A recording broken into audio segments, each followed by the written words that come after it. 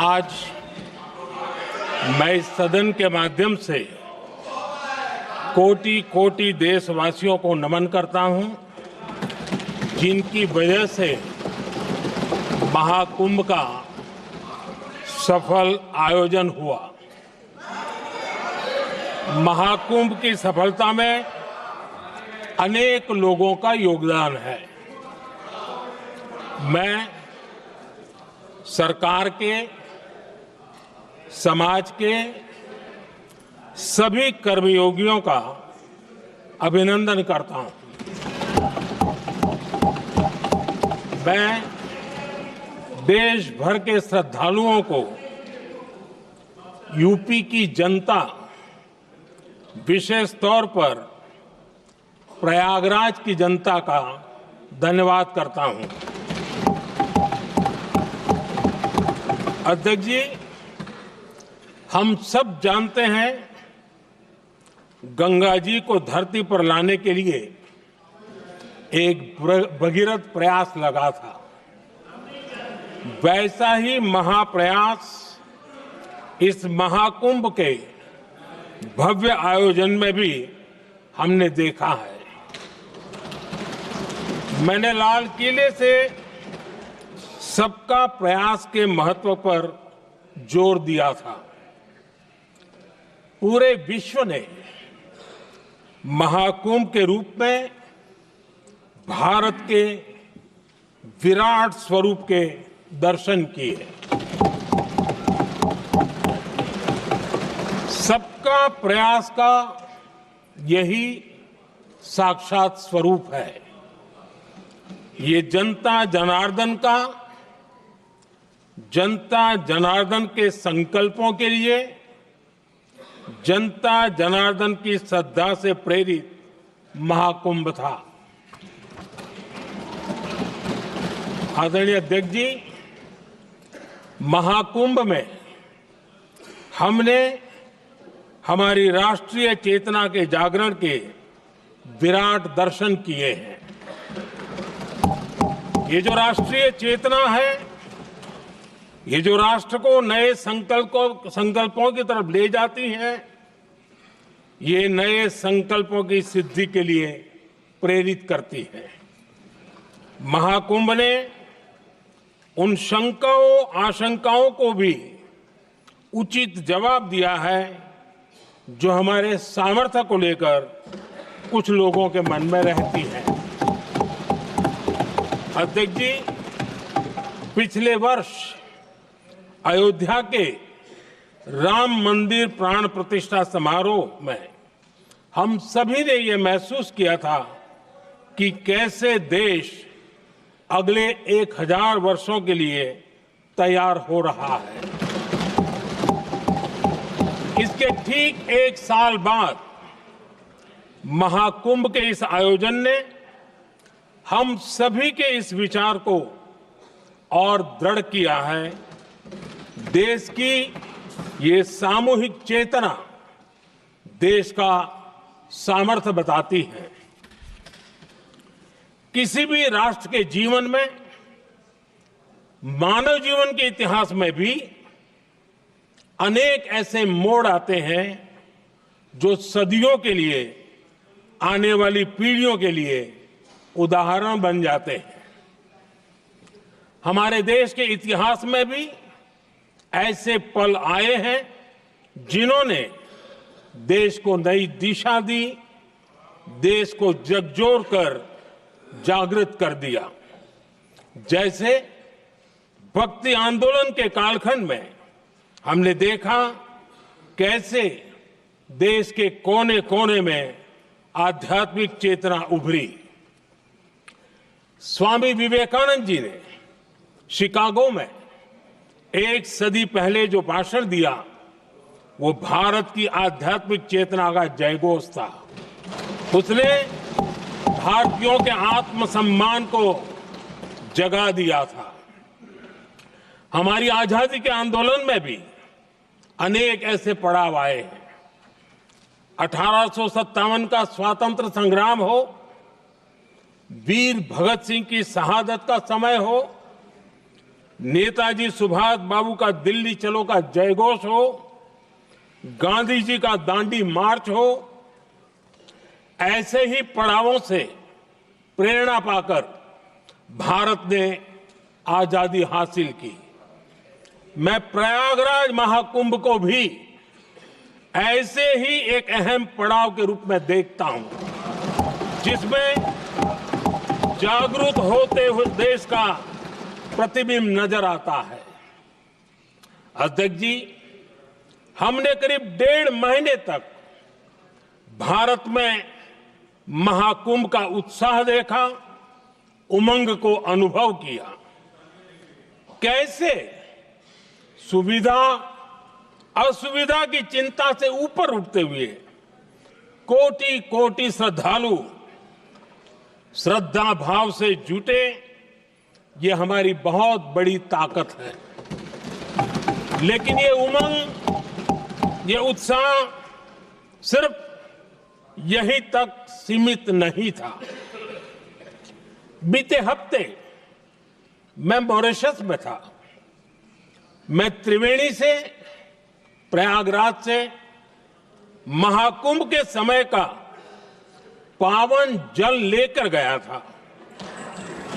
जब उस पवित्र जल को मॉरिशस के गंगा तालाब में अर्पित किया गया, तो वहां जो श्रद्धा का, आस्था का, उत्सव का माहौल था, वो देखते ही बनता था।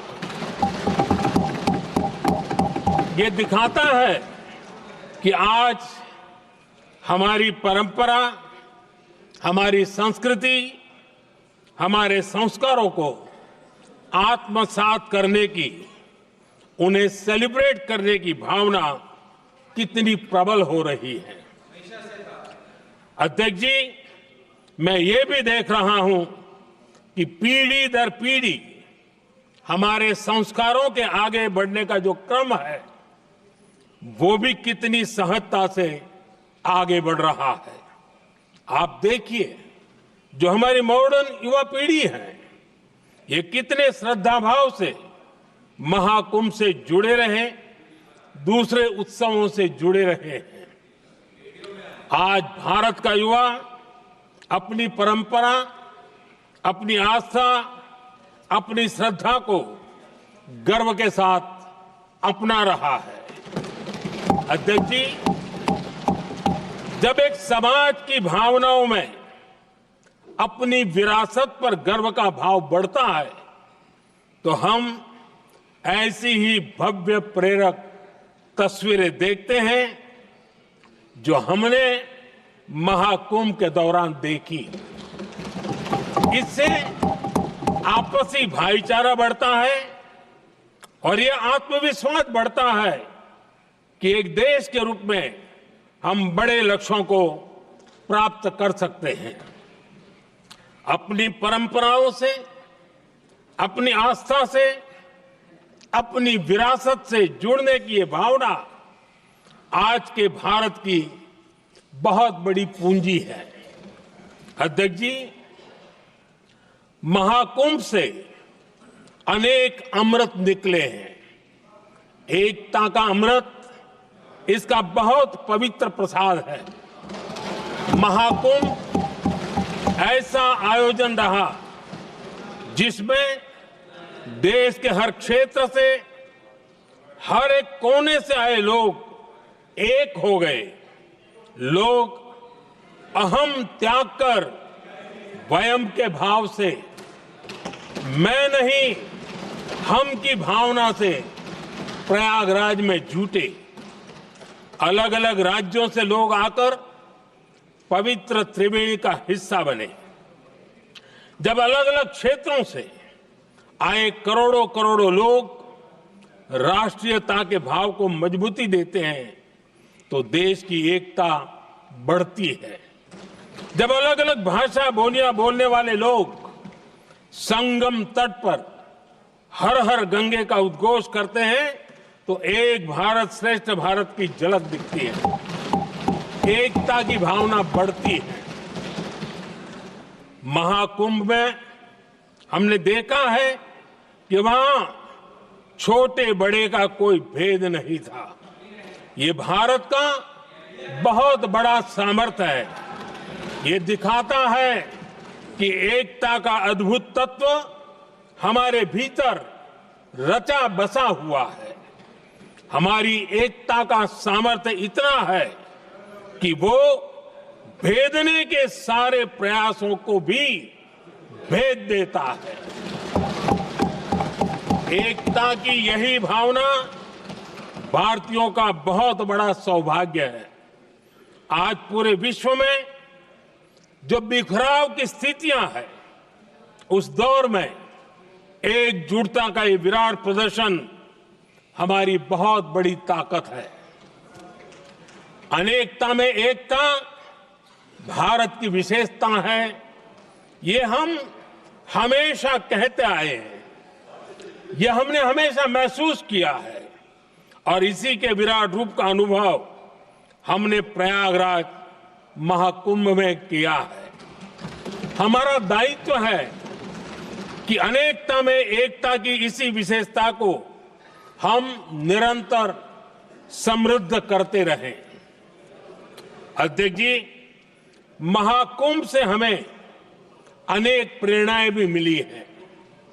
हमारे देश में इतनी सारी छोटी बड़ी नदियां हैं। कई नदियां ऐसी हैं जिन पर संकट भी आ रहा है।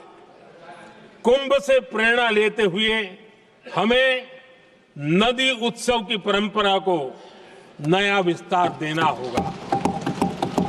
इस बारे में हमें जरूर सोचना चाहिए। इससे वर्तमान पीढ़ी को पानी का महत्व समझ आएगा, नदियों की साफ सफाई को बल मिलेगा, नदियों की रक्षा होगी। अध्यक्ष जी, मुझे विश्वास है कि महाकुंभ से निकला अमृत हमारे संकल्पों की सिद्धि का बहुत ही मजबूत माध्यम बनेगा। मैं एक बार फिर महाकुंभ के आयोजन से जुड़े प्रत्येक व्यक्ति की सराहना करता हूं। देश के सभी श्रद्धालुओं को नमन करता हूं। सदन की तरफ से अपनी शुभकामनाएं देता हूं।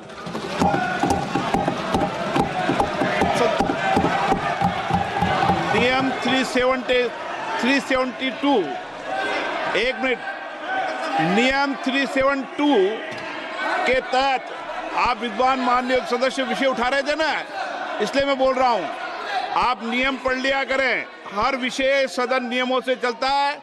372 के अंदर ये नियम है कि माननीय मंत्री जी या प्रधानमंत्री स्वेच्छा से स्टेटमेंट देते हैं और उसमें यह भी नियम है कि माननीय मंत्री जी और प्रधानमंत्री जी स्टेटमेंट के बाद कोई सवाल नहीं होता है। श्री प्रताप सारंगी।